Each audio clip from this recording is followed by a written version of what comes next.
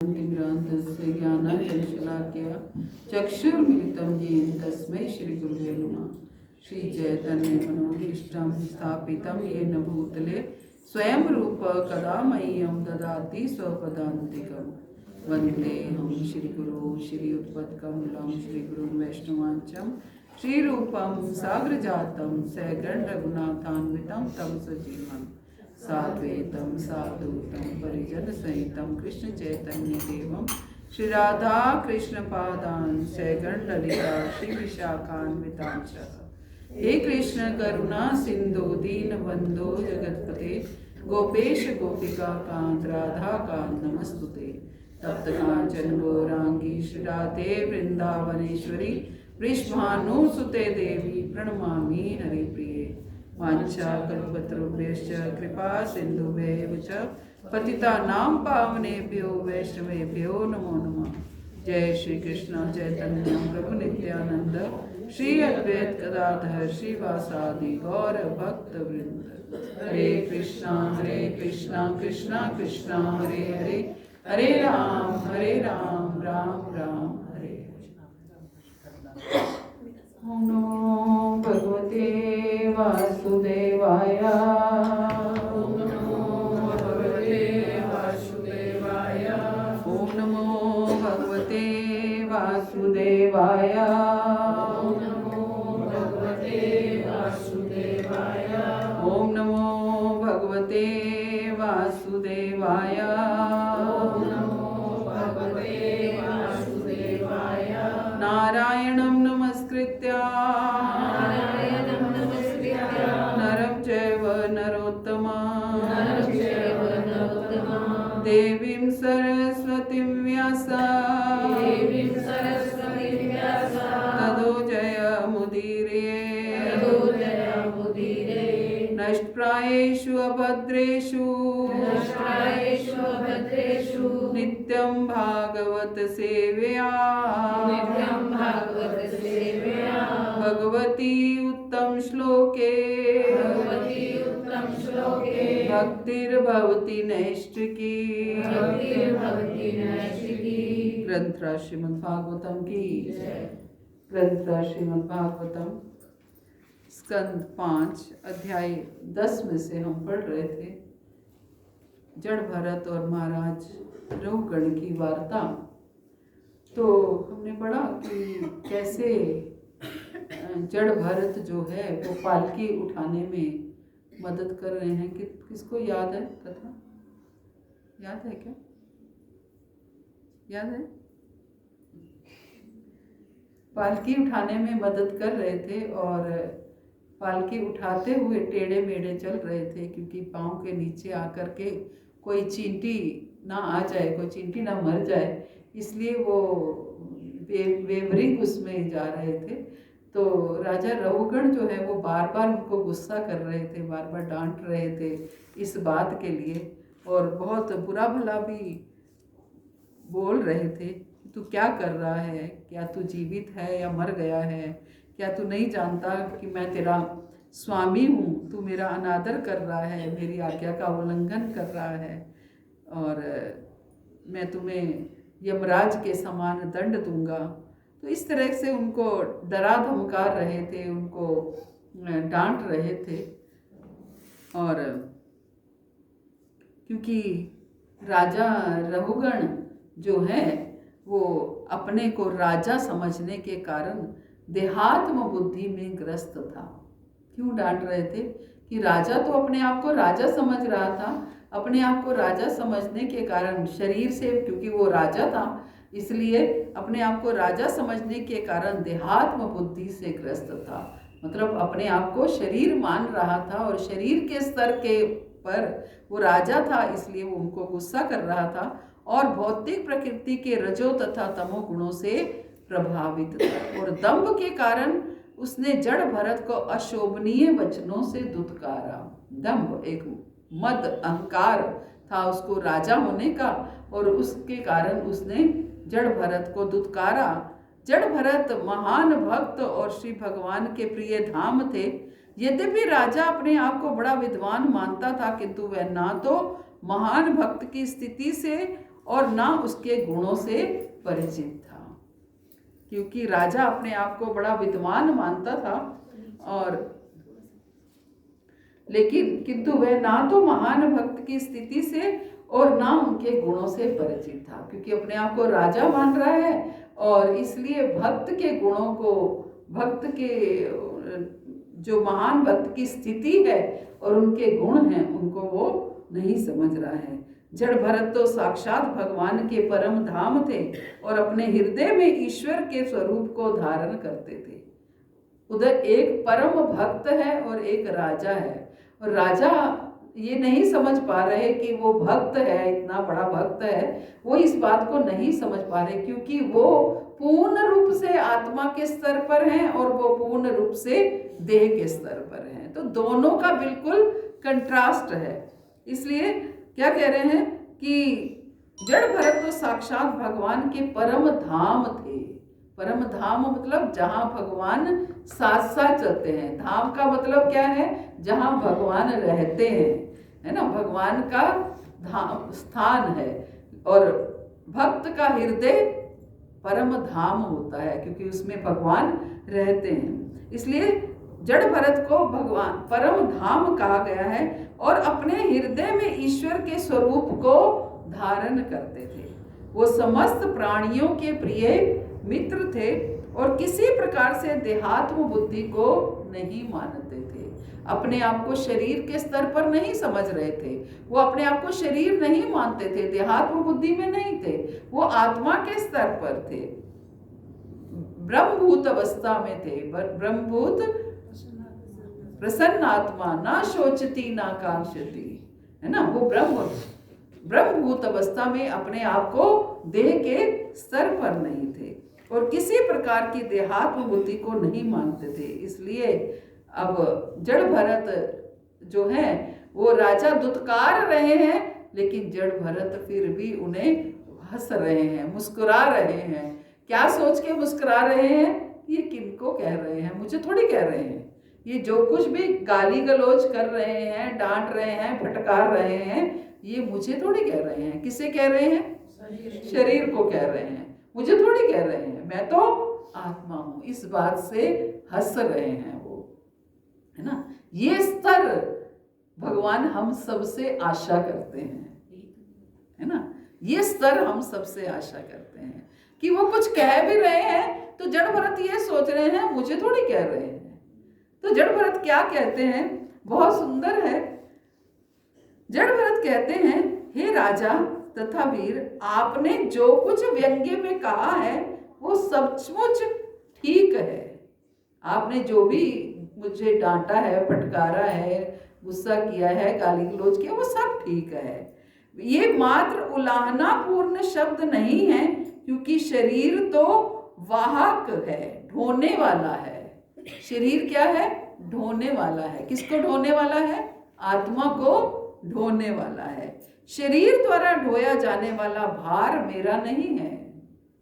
जो शरीर, जिस शरीर को आप कह रहे हो वो मेरा नहीं है क्योंकि मैं तो आत्मा हूं, क्योंकि मैं तो आत्मा हूं।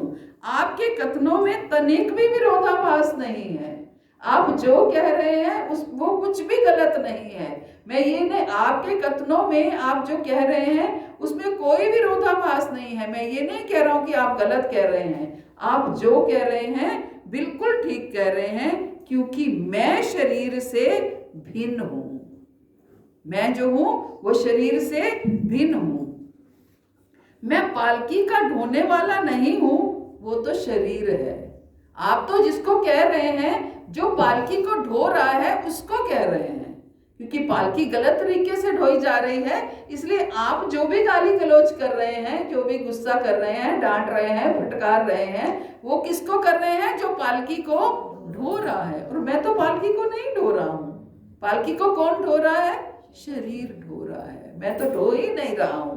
इसलिए जो कुछ भी आप कह रहे हैं वो उसको कह रहे हैं जो पालकी को ढो रहा है।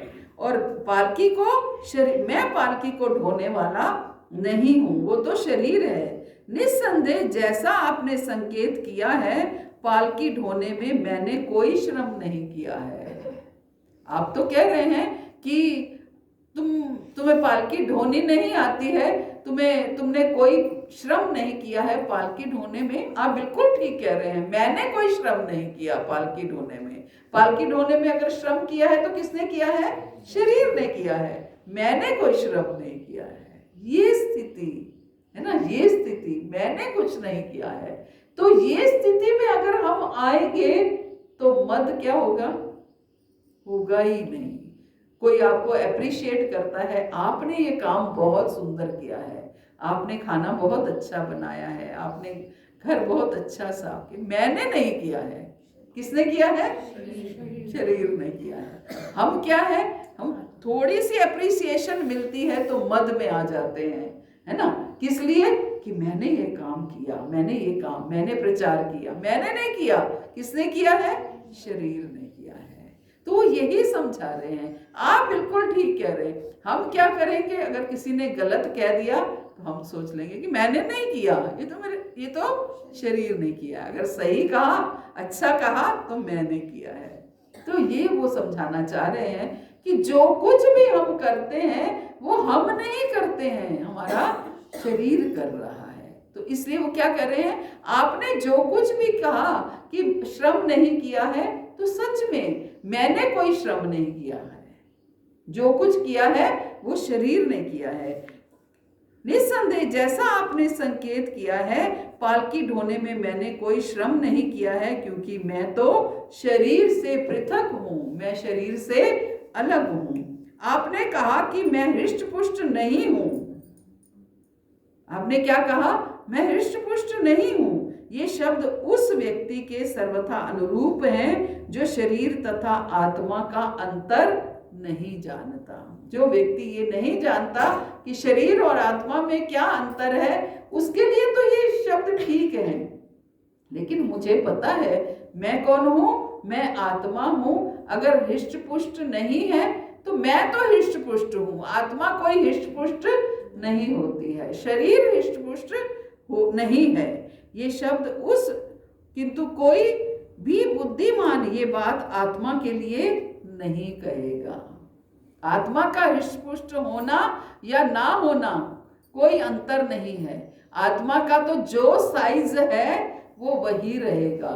आत्मा बाल के टिप की 10,000वां हिस्सा है तो वही साइज रहेगा। ये नहीं ज्यादा खा लोगे, योगा एक्सरसाइज कर लोगे तो आत्मा तगड़ी हो जाएगी। आत्मा एज इट इज रहेगी। जो कुछ होता है, जो बदलाव होता है, जो चेंज होता है, वो केवल और केवल शरीर में होता है। छोटा होता है, बड़ा होता है, मोटा होता है, पतला होता है, लंबा होता है, टिकना रह जाता है, सब शरीर ही होता है।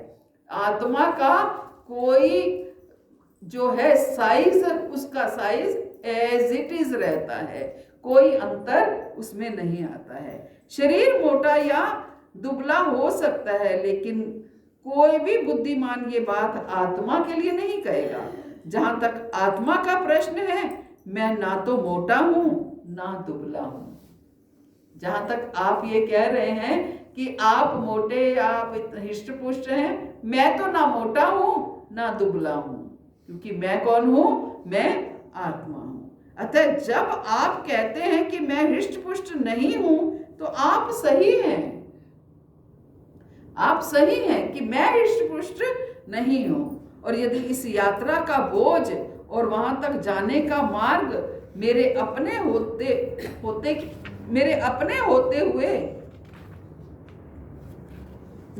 होते तो मेरे लिए अनेक कठिनाइयां होती, किंतु इनका संबंध मुझसे नहीं, मेरे शरीर से है, इसलिए मुझे कोई कष्ट नहीं है। हम क्या होता है कि कोई हमें कुछ कह देता है, कोई दो बातें सुना देता है, हम तुरंत उससे, है ना, घायल हो जाते हैं कि उसने मुझे ये कह दिया, उसकी ये बात मुझे बुरी लगी, उसने ऐसा कह दिया। क्योंकि हम शरीरों के स्तर पर हैं, इसलिए हमें ये बातें अपने पर लेकर के जाते हैं। जड़ भरत क्या है? आत्मा के स्तर पर हैं, इसलिए उनको कोई फर्क नहीं पड़ रहा कि क्या हो रहा है। हमें तो कोई ये भी कह दे आजकल तो बहुत मोटी हो रही है, वो भी लग जाएगी कि हाँ मोटी हो रही है, मेरा शरीर हो रहा है ना। तो वो स्तर हमारा अलग है। उस स्तर तक पहुंचने की भगवान हमें इंस्ट्रक्शन देते हैं। भगवान ममे वंशो जीव लोके जीव भूता सनातना। भगवान कहते हैं ये जीव मेरा अंश है। कौन सा जीव मेरा अंश है? ये जो आत्मा है ये मेरा अंश है। शरीर मेरा अंश नहीं है। शरीर तो अपने माता पिता का अंश है। जिन माता पिता ने उन्हें जन्म दिया है उन माता पिता का अंश है, लेकिन आत्मा मेरा अंश है। अगर हम भगवान के प्रिय बनना चाहते हैं, भगवान के करीबी बनना चाहते हैं, तो अपने आप को आत्मा के स्तर पर देखेंगे, तभी भगवान के करीबी बनेंगे। क्योंकि भगवान के अंश कौन है? आत्मा है। अगर मैं अपने आप को आत्मा के स्तर पर देखूंगी तो भगवान के करीबी जानूंगी। क्योंकि भगवान ने बोला है ममे वांशो जीव लोके जीव भूता सनातना, कि ये जीव मेरा अंश है ना। अगर शरीर के स्तर पर देखूंगी तो शरीरों से कोई लेना देना नहीं है भगवान का। आपने भले ही मनुष्य का शरीर धारण किया है, किसी ने कुत्ते का धारण किया है, किसी ने बिल्ली का धारण किया है, हाथी का धारण किया है, कोई लेना देना नहीं है। आत्मा सब में सेम साइज की आत्मा है। सब में वही बाल के टिप की 10,000वां हिस्सा ऐसी आत्मा है। वही आत्मा डायनासोर को भी चलायमान करती है, हाथी को भी चलायमान करती है और चींटी को भी चलायमान करती है ना, वही आत्मा। और अगर हम आत्मा के स्तर पर रहेंगे तो भगवान को करीबी जानेंगे। तभी भगवान ने सबके हृदय में आत्मा और परमात्मा एक साथ हैं, है ना। भगवान अपने अंश को, अंशी अपने अंश को छोड़ता नहीं है, अपने पास ही रखता है। जैसे माँ होती है ना, वो अपने बच्चे को हमेशा पास रखना चाहती है। जब बच्चे बड़े हो जाते हैं तो बात अलग है, लेकिन जब बालक छोटा होता है, उस पर आश्रित होता है, तो माँ हमेशा ये अपने बच्चे को अपने पास रखती है। ऐसे ही भगवान परमात्मा स्वरूप में आत्मा अंश, अपने अंश को अपने हमेशा पास रखते हैं। लेकिन हम क्योंकि अपने आप को शरीर के स्तर पर मानते हैं, इसलिए भगवान से दूरी बन जाती है। इसलिए भगवान से दूरी बन जाती है। हम भगवान से दूर क्यों रहते हैं? क्योंकि हम अपने आप को आत्मा के स्तर पर नहीं जानते हैं। आत्मा के स्तर पर जानेंगे तो भगवान के करीब पहुंच जाएंगे। सोचिए, मेरी मम्मी बोला करती थी, हींग लगे ना फटकरी रंग चोखा होए, है ना। कहावत है ना, हींग लगे ना फटकरी। अपने आप को आत्मा के स्तर पर लाने में क्या लगता है? कुछ भी नहीं लगता। केवल मानसिकता को बदलना है, केवल चेतना को शुद्ध करना है। हाथ से कुछ नहीं जा रहा है ना। लेकिन हम अपनी मानसिकता ही नहीं बदल पाते हैं। इतना सुनते हैं, इतना जानते हैं, सब कुछ जानते हुए भी हम अपनी मानसिकता को नहीं बदल पाते हैं, है ना। केवल मानसिकता को बदलना है। तो कैसे बदलेंगे? बार बार सुनना पड़ेगा, बार बार अपने आप को याद दिलाना पड़ेगा, भजन करना पड़ेगा, नाम जप करना पड़ेगा। नाम जप ही हमारे स्तर को बदल सकता है। नाम जप के बिना हमारा स्तर बदल नहीं सकता। नाम जप, भागवत श्रवण, ये जो है ये डोजेस हैं अपने स्तर को बदलने के लिए। एक मेडिसिन है अपने स्तर को बदलने के लिए। तो हमें अपना स्तर बदलना है। कैसे स्तर बदलना है? कि ताकि हम भगवान का भजन करते हुए, हम भगवान के किस लिए भजन करते हैं, नाम जप क्यों करते हैं? भगवान के करीब जाने के लिए, भगवान के प्रिय बनने के लिए, भगवान का प्रेम प्राप्त करने के लिए। तो अपने आप को जब हम शरीरों के स्तर से हटाएंगे तो आत्मा के स्तर पर आ करके भगवान के प्रिय बन सकते हैं। बिना आत्मा के स्तर पर आए भगवान के प्रिय नहीं बन सकते। जितने जितने आत्मा के स्तर पर आते जाएंगे, जितनी परसेंटेज में आत्मा के स्तर पर आते जाएंगे, उतनी परसेंटेज में प्रिय बनते जाएंगे, है ना, उतनी परसेंटेज में प्रिय बनते जाएंगे। हम अगर अपने आप को 20% शरीर मान रहे हैं या 20% आत्मा मान रहे हैं तो 80% शरीर मान रहे हैं, तो प्रेम भी करीब भी 20% ही जाएंगे, भगवान के करीब भी 20% जाएंगे। अगर पूर्ण रूप से भगवान के करीब जाना चाहते हैं, पूर्ण रूप से भगवान पर आश्रित होना चाहते हैं, तो पूर्ण रूप से अपने आप को आत्मा के स्तर पर लाना होगा। प्रभुपाद क्या कहते हैं कि आत्मज्ञानी कभी शरीर के सुख तथा दुख से विचलित नहीं होता। आत्मज्ञानी कभी शरीर के सुख तथा दुख से विचलित नहीं होता। हमने देखा कि अभी अभी लेटेस्ट कि गुरु महाराज अनकॉन्शियस मूड में भी षड गोस्वामी अष्टकम गा रहे हैं। अभी मेरे पास कुछ वीडियोस हैं, महाराज हॉस्पिटल में डांस कर रहे हैं, उठ नहीं पा रहे हैं, हाथों को ही यूं यूं यूं यूं करके नृत्य कर रहे हैं कीर्तन करते हुए। तो क्या है, आत्मा के स्तर पर है, कुछ अंतर नहीं है। शरीर इतना तकलीफ में है, उसी समय सर्जरी हुई है, लेकिन ऐसे ऐसे ऐसे ऐसे करके पूर्ण रूप से गोपी भाव में कीर्तन कर रहे हैं, है ना। शरीर तकलीफ में है तो शरीर ही तो है, तकलीफ में है, ठीक है, कष्ट होता है, लेकिन क्योंकि आत्मा स्तर पर है इसलिए नृत्य कर रहे हैं। बेड पर बैठे लेटे लेटे लेटे लेटे हाथों को यूं यूं करके नृत्य कर रहे हैं। तो ये हमें तो विरासत में मिला है, ये सब कुछ हमें ग्रहण करना है इसको, है ना।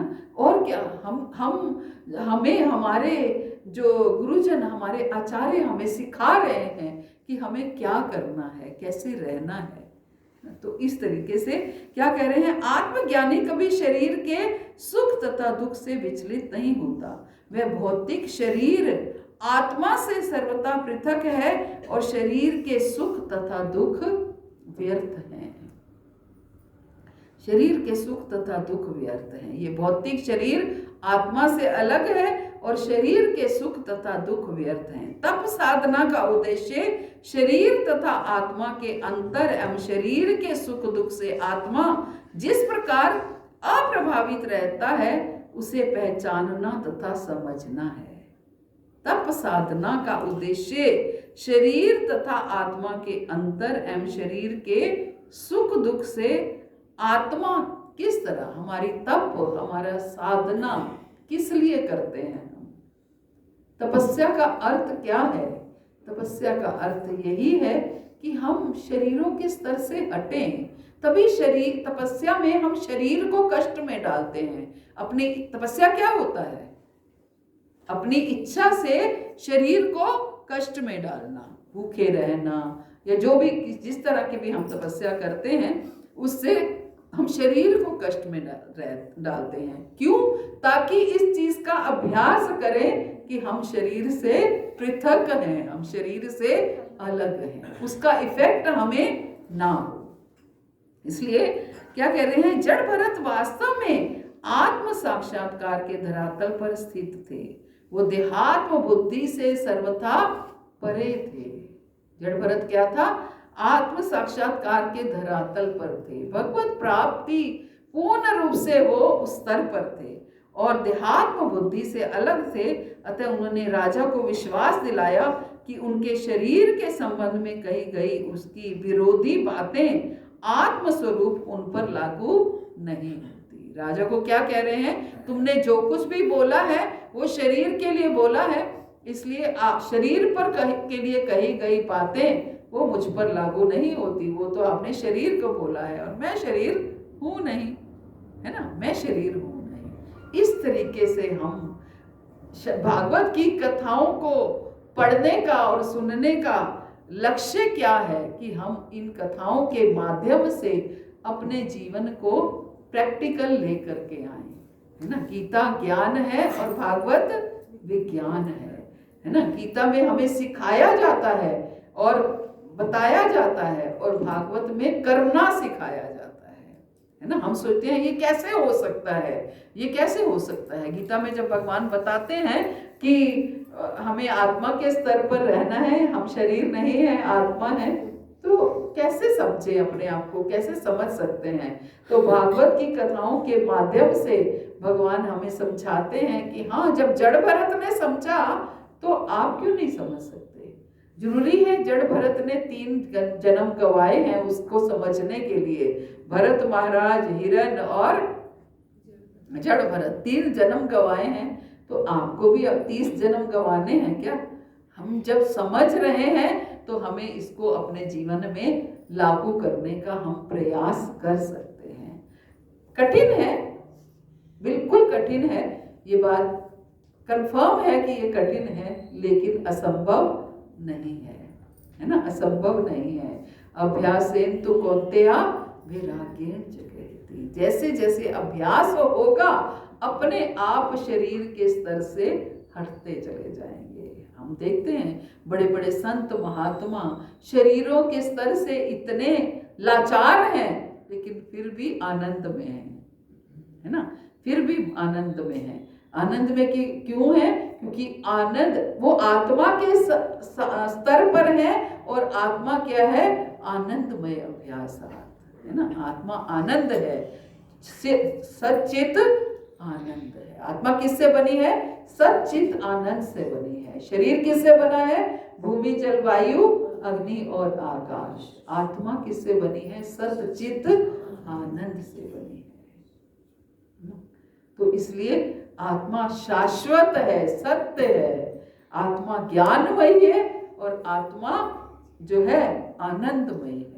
तो इसलिए जब हम आनंदमयी हैं, हम हमेशा आनंद में रहते हैं। क्योंकि आत्मा शरीर में रहती है, इसलिए शरीर का प्रभाव आत्मा पर पड़ जाता है। शरीर दुखी होता है, हम शरीरों के स्तर पर रहते हैं, इसलिए आत्मा भी उससे प्रभावित हो जाती है। अगर हम शरीर के स्तर पर नहीं होंगे तो आत्मा उतनी प्रभावित नहीं होगी। जितने जितने शरीरों के स्तर से हटेंगे उतने उतने आत्मा प्रभावित नहीं होती। कभी कभी मुझे लगता है पहले किसी की मृत्यु होती थी तो बहुत दुख होता था। अब किसी की कुछ ऐसी खबर सुन लो तो बहुत ज्यादा कष्ट नहीं होता। होता है ऐसा क्या? मेरे साथ ही होता है। होता है ना? थोड़ा सा लगता है कि ये प्रैक्टिकल है, ये तो होना ही है, ये तो शरीर है तो जाना ही है, समाप्त होना ही है। ठीक है, दुख, ये नहीं मैं कह रही दुख नहीं होता, कहीं मुझसे वो आप करने लगो तो, लेकिन कंपैरेटिवली कम दुख होता है, क्योंकि समझ आने लगी, कंसेप्ट समझ आने लगा, और आत्मा उन चीजों से जो है वो थोड़ा ऊपर उठ चुकी है ना, इन चीजों। तो आत्मा और शरीर, अगर अपने आप को शरीर मानते रहेंगे तो कष्ट पूरा होगा। शरीर नहीं मानेंगे तो जितना जितना आत्मा के स्तर पर आ जाते हैं उतना उतना कष्ट कम होने लगता है। तो ये बात हमें जड़ भरत की कथा से समझ आ रही है। क्या कहते हैं? मोटापा, दुबलापन, शारीरिक तथा मानसिक कष्ट, भूख प्यास, भय, कलह, भौतिक सुख की कामना, बुढ़ापा, निद्रा, भौतिक पदार्थों में आसक्ति, क्रोध, शोक, मोह तथा देह अभिमान, ये सभी आत्मा के भौतिक आवरण के रूपांतरण हैं। जो व्यक्ति देहात्म बुद्धि में लीन रहता है वही इनसे प्रभावित रहता है। जो व्यक्ति क्या करता है? शरीरों के स्तर पर रहता है, उसे ही भूख प्यास का भान होता है। हम सोचते हैं कि हमारे षड गोस्वामी कैसे रहते थे, 1 कप छाछ पी करके कैसे रहते थे, क्योंकि शरीर का भान ही नहीं था। तो कैसे, भूख प्यास का भान ही नहीं है तो अपने आप रहेंगे।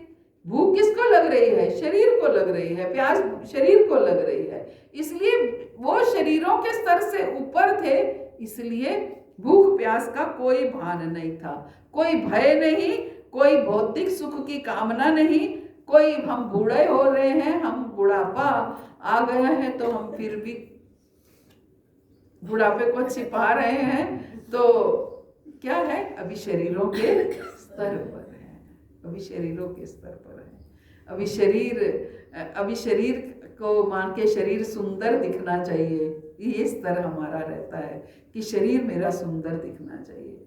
ठीक है, प्रचार में जाते हैं तो बहुत कुछ प्रचार के कारण भी करना पड़ता है, लेकिन यही कहा गया है कि भौतिक पदार्थों में आसक्ति, भौतिक सुख की कामना, बुढ़ापा, निद्रा। प्रभुपाद 2 घंटे सोते थे। कैसे 2 घंटे सोते थे? भक्ति विनोद ठाकुर 4 घंटे में एडजस्टमेंट सारी कर लेते थे, मैजिस्ट्रेट थे, क्योंकि शरीरों के स्तर पर ही नहीं है। नींद किसको आती है? शरीर को आती है। तो अगर जो जितना शरीर के स्तर पर है उतना सोता है। कथा में बैठे बैठे भी सो जाएगा, क्योंकि शरीर है ना। जितना आत्मा के स्तर पर रहेंगे उतना शरीर की डिमांड्स जो हैं वो कम होती चली जाएंगी, वो कम होती चली जाएंगी। क्रोध, शोक, मोह, देह अभिमान, अपनी देह का अभिमान, मैं डॉक्टर, मैं इंजीनियर, मैं सुंदर, मैं है ना बड़े घर का। तो ये सारे जो व्यक्ति देहात्म बुद्धि में लीन रहता है वही इनसे प्रभावित होता है। किंतु मैं तो समस्त प्रकार के देहात्म बुद्धि से मुक्त हूँ। बोलता है मैं ना तो मोटा हूँ ना पतला, ना ही वह सबको आपने मेरे संबंध में कहा है। मैं तो देहात्म बुद्धि से ऊपर हूँ, ना मैं मोटा हूँ ना मैं पतला हूँ, मैं कुछ नहीं हूँ, मैं कुछ नहीं हूँ। ये सब तो आपने मेरे संबंध में कहा है। तो ये स्तर हम लेकर के आए, ये हमारा भी स्तर हो, इसकी हम कामना कर सकते हैं, इसके लिए प्रयास कर सकते हैं, गुरुजनों की कृपा प्राप्त कर सकते हैं कि जो स्तर उनका है हम उस स्तर पर नहीं आ सकते, लेकिन हम भी उनके पद चिन्हों पर चलते हुए हम उनका जैसा जो है भावना हृदय में आने लगे। हरे कृष्णा। श्री प्रभुपाद की जय, गुरु महाराज की जय, आप सब भक्तों की जय। तो किसी का कोई प्रश्न हो या तो कर सकते हैं। माता जी, सारे काम शरीर ही करता है, तो आत्मा तो नहीं करती है, तो फिर जो है आत्मा क्या करता है? नंबर 1। और दूसरा, जब सारे शरीर कर्म करता है तो आत्मा शरीर के द्वारा किए गए कर्मों से कैसे प्रभावित होती है? तो पहला प्रश्न है प्रभु जी का कि सारे काम शरीर करता है तो फिर आत्मा क्या करती है? अगर आत्मा शरीर को चेतन करती है, आत्मा ही शरीर को चलायमान रखती है, आत्मा नहीं है तो शरीर कैसे चलेगा? शरीर तब काम कर पा रहा है क्योंकि आत्मा है, आत्मा प्रेजेंट है, तभी तो शरीर काम कर पा रहा है। अगर आत्मा नहीं है तो शरीर कैसे चलेगा, है ना? तो आत्मा से ही शरीर चल रहा। आत्मा का काम, शरीर हमें काम करता दिख रहा है, लेकिन उसको काम में लगाता कौन है? आत्मा लगाती है ना? क्योंकि उसको चेतन रखना ही है आत्मा का। बिल्कुल, आत्मा का कार्य शरीर को चेतन रखना है, बाकी और कोई कार्य नहीं है, कोई कार्य नहीं है। और दूसरा प्रश्न आपका क्या है? दूसरा था कि अगर शरीर सारे कर्म करता है तो फिर उससे आत्मा क्यों, मतलब कैसे आत्मा क्यों प्रभावित रहती है? क्योंकि आत्मा जिस शरीर में होगी उसी शरीर से प्रभावित हो जाएगी। आप जिसके करीब है उसी से प्रभावित हो जाएंगे। क्योंकि हम कहते हैं ना, जैसे हम दुखी होते हैं तो हम ये बोलते हैं मेरी आत्मा दुखी हो गई, क्योंकि शरीर में है। शरीर हर समय हमारा चिंतन जो है, देखिए ये लेयर्स हैं, स्थूल शरीर, सूक्ष्म शरीर, आत्मा, ये लेयर्स है ना। अंदर आत्मा है, उसके ऊपर सूक्ष्म शरीर का आवरण है, उसके ऊपर स्थूल शरीर का आवरण है। तो सबसे पहला आवरण किसका है? सूक्ष्म शरीर का। आत्मा के ऊपर पहला आवरण सूक्ष्म शरीर का है। और सूक्ष्म शरीर क्या है? मन, बुद्धि, अहंकार है। तो जो कुछ भी हमारे शरीर में घटित होता है उसका प्रभाव हमारे मन पर पड़ता है, और मन आत्मा के करीब है। तो मन ज्यादा प्रभावित होता है, आत्मा उतनी जितनी जितनी लेयर्स आगे बढ़ती जाएंगी आत्मा उतनी प्रभावित नहीं होती है, लेकिन होती है, क्योंकि मन उनके आत्मा के बिल्कुल करीब है, बुद्धि बिल्कुल करीब है, अहंकार बिल्कुल करीब है ना। पहला आवरण ही मन बुद्धि अहंकार का है।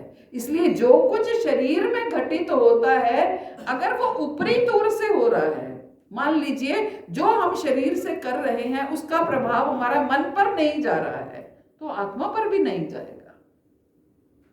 अगर उसका प्रभाव मन पर नहीं जा रहा है तो आत्मा पर भी नहीं जाएगा, क्योंकि हम उसको मान लीजिए हमें किसी ने कुछ कह दिया और मैंने उसको हंसी में टाल दिया। मान लो मुझे किसी ने बुरा भला कहा और मैंने उसको हंसी में टाल दिया, अपने मन पर लेकर नहीं गई, तो उसको प्रभाव आत्मा पर आएगा?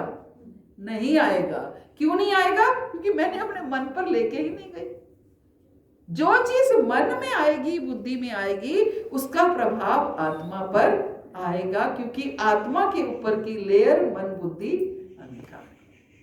तो माता जी इसका मतलब शरीर के द्वारा किए गए कर्मों से जो शरीर प्रभावित होता है वो कष्ट और सुखों के रूप में प्रभावित होता है, और जो आत्मा को उसके संस्कारों के रूप में प्रभावित होती है। बिल्कुल, आत्मा संस्कारों के रूप में प्रभावित होती है, आत्मा स्वभाव से प्रभावित होती है। कहते हैं ना, किसी व्यक्ति का स्वभाव कैसे बनता है?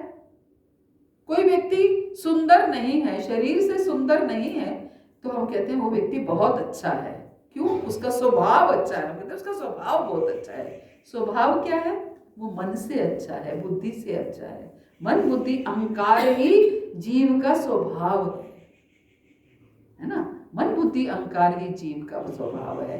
किसी का स्वभाव ये होता है बातों को इग्नोर करने का, किसी का स्वभाव होता है बातों को हृदय से लगाने का, होता है ना। तो जब अगर ऐसा स्वभाव है तो आत्मा प्रभावित होगी उससे। अगर ठीक है इग्नोर करने का है, मन पर आ ही नहीं रही है, तो मतलब हम उस कार्य से कितना अंदर तक ले जा रहे हैं या ऊपरी तौर से कर रहे हैं, उसके अनुसार हमारी आत्मा पर इफेक्ट होता है। आत्मा सिर्फ आनंद का ही अनुभव करती है, अदरवाइज आनंद में ही रहती है। अदरवाइज आत्मा अगर मन पर किसी का प्रभाव नहीं आ रहा है, अदरवाइज आत्मा आनंद, सच्चित आनंद है तो आनंद में रहती है। हाँ, अगर प्रभाव आ रहा है, कोई चीज आपको आपके मन को प्रभावित कर रही है, मन को दुखी कर रही है, तो आत्मा पर भी उसका प्रभाव आएगा, है ना। और वही आत्मा दूसरे शरीर में जाएगी और उसी अवस्था में जाएगी, क्योंकि मन बुद्धि में तो साथ जा रहा है। दूसरे शरीर में जब हम जाते हैं, मृत्यु हो गई, ये शरीर छोड़ दिया, तो दूसरे शरीर में जाते हैं तो सूक्ष्म शरीर को भी तो साथ लेके जाते हैं, और मन में जो प्रभाव डाला हुआ है जिन चीजों ने, वो मन भी साथ ही जाता है। माता जी, अगर शरीर सबके अलग अलग हैं और आत्माएं भी क्या सबकी अलग अलग हैं या एक ही हैं? अगर एक ही हैं तो हम सब में इतने सारे डिफरेंसेस भी हैं, तो माता जी थोड़ा सा इसके ऊपर बताइए। शरीर सबके अलग अलग है, आत्मा भी सबकी अलग अलग है, परमात्मा एक है ना। व्यष्टि आत्मा तभी बोला जाता है, आत्मा और परमात्मा। आत्मा व्यष्टि आत्मा है, आप अलग हो, मैं अलग हूं, लेकिन आपके हृदय में भी परमात्मा वही है, मेरे हृदय में भी परमात्मा वही है। परमात्मा दोनों के हृदय में सेम है, सबके हृदय में सेम है, आत्मा सबकी अलग अलग है ना। इसलिए आत्मा के साथ सूक्ष्म शरीर, मन बुद्धि अहंकार भी आपके शरीर में भी पूर्व जन्म से आया, मेरे शरीर में भी पूर्व जन्म से आया, है ना। अब पूर्व जन्मों का जो भी क्रियाकलाप था, जो मन में बुद्धि में था, वो भी मेरे साथ आया। आपका कहीं और से आया, मेरा कहीं और से आया, इसलिए आपका स्वभाव अलग है, मेरा स्वभाव अलग है ना। और शरीर भी अलग अलग है। क्योंकि सारे लोग शायद सर जो सुनते हैं, शायद नहीं पता होगा, वो हमेशा ये कहते हैं कि सबकी आत्मा तो एक ही है, क्योंकि भगवान एक ही है। तो जब हमारे कर्म पिछले जन्मों के जो हम धोखे लाए, आत्मा एक नहीं है, आत्मा अलग अलग है, और आत्मा प्रभावित भी अलग अलग तरीके से हुई है। आपका मन बुद्धि अहंकार अलग है तो आत्मा उससे प्रभावित है, मेरा अलग है, आत्मा उससे प्रभावित है। स्वभाव तभी तो अलग अलग है ना। माता जी, अगर जैसे प्रभावित होती है आत्मा, तो इसका मतलब आत्मा का स्वभाव अलग अलग होता है, हर एक आत्मा का स्वभाव। यस, आत्मा का स्वभाव तो आनंदमयी है, लेकिन जिस शरीर में होती है उसके अकॉर्डिंग उसका स्वभाव में थोड़ा थोड़ा प्रभाव आता है। आत्मा का स्वभाव तो सच्चिदानंद है, बेसिक स्वभाव अगर आप देखा जाए तो। अब जैसे हम कहते हैं जो भगवान हैं वो बड़े कृपालु हैं, भगवान बहुत दयालु हैं, भगवान की ये क्वालिटीज हैं, बहुत दयामय हैं, बहुत कृपामय हैं। लेकिन कहीं कहीं हम देखते हैं कि भगवान तो जान से भी मार देते हैं, तो फिर कहाँ को दयामय है? देखते हैं ना, हम देखते हैं उसका वध कर दिया, उसका वध कर दिया, उसका वध कर दिया। तो भगवान का स्वभाव तो क्या है? दयामय है, भगवान कृपामय है, फिर वध कैसे कर सकते हैं? बताइए। वो तो अपने भक्तों के कल्याण के लिए करते हैं, है ना, क्योंकि स्वभाव उनका ऐसा नहीं है, लेकिन ड्यू टू सर्कमस्टांसेस उनको ये कार्य करना पड़ा है। ऐसे ही आत्मा का स्वभाव आनंदमय है, सच्चित आनंद है, लेकिन ड्यू टू सर्कमस्टांसेस हमारे जो प्रभाव पड़ा मन बुद्धि अहंकार पे, उसका प्रभाव कुछ आत्मा पर भी माता जी। आत्मा में संस्कार तो पूर्ण रूप से आते हैं, लेकिन माता जी कभी तो आत्मा फर्स्ट टाइम तो भगवान से अलग हुई होगी ना, तो उस समय तो सारी आत्माओं का स्वभाव एक ही होगा ना, और जैसे जैसे जिस जिस परिस्थितियों में वो गई उसके हिसाब से उनके संस्कार बने होंगे। यस, तभी तो कहते हैं आत्मा का स्वभाव तो सच्चिदानंद है, आनंदमय है, लेकिन जैसे जैसा कर्म करते गए उसका स्वभाव बदलता गया, स्वभाव पे प्रभाव आता गया। हमारे कर्मों का साक्षी परमात्मा है या आत्मा है? परमात्मा। परमात्मा। परमात्मा का काम ही यही है, सबके हृदय में बैठे हुए दृष्टानुमंता। माता जी मरने के बाद मन और आत्मा वही कार्य करते हैं जो यहाँ करते हैं, जो पहले किए हुए हैं। मरने के बाद जो कार्य यहाँ कर रहे हैं हम, मरने के बाद दूसरे शरीर में चली जाती है, वही कार्य करती है। जैसा शरीर मिलेगा, मान लो आप किसी साधु के शरीर में हम गए, हमारी हम कि कोई हमें साधु का शरीर मिल गया तो साधु वाले कार्य करेंगे, अगर हमें किसी डाकू का शरीर मिल गया तो डाकू वाले कार्य करेंगे, जैसा शरीर मिलेगा वैसा कार्य करेंगे। माता जी शरीर कर्मों के हिसाब से मिलता है, जैसे हमने कर्म किए उसी हिसाब से। बिल्कुल बिल्कुल, कर्म और इच्छा ये दो पैरामीटर्स हैं शरीर को प्राप्त करने के लिए। आपके कर्म कैसे हैं, आपकी इच्छा क्या है, उन दोनों का समझौता करके आपको अगला शरीर मिलता है। इसीलिए कहते हैं कभी भी कोई ऐसी डिजायर मत करो कि मेरी भी इच्छा है मैं बड़ा धनी व्यक्ति बन जाऊं, मेरी भी, कोई डिजायर मत करो, बस भक्ति भक्ति की इच्छा रखो, सेवा की इच्छा रखो। माता जी जो इच्छा है वो हम तो पूरे जन्म में करते रहते हैं, तो क्या जो हम आखिरी समय में जो हम इच्छा करेंगे वो पूर्ण होगी, या जो हमारी पहली व्यक्ति होगी उसके ऊपर भगवान ध्यान देंगे? देखिए, आखिरी समय में भी ज्यादातर वही इच्छा होगी जो आपने पूरा समय में की है ना। आखिरी समय की इच्छा कोई अलग से नहीं आती है, हाँ, लेकिन आखिरी समय की इच्छा का ज्यादा प्रभाव होता है। अंत काले च मामेव स्मरण मुक्तवा कलेवरम, है ना, यम यम वापि स्मरण भावम त्यज्यन्ते कलेवरम। जैसा जैसा आप स्मरण करेंगे वैसा वैसा आप शरीर प्राप्त करेंगे। तो इसलिए कोई था माता जी, क्योंकि हम भक्ति में नहीं आए थे तो कुछ भी कमी करते थे, भक्ति में आने के बाद तो हमारी चेतना शुद्ध हुई, तो हो सकता है कि अंत समय में हमारी चेतना शुद्ध रहे और हम बिल्कुल ऐसी इच्छा करें। तो पहले का तो हमें पता नहीं था, हमने कई तरह की इच्छाएं कर ली, लेकिन अब हमारी इच्छाएं बदल गई, तो वो पहले की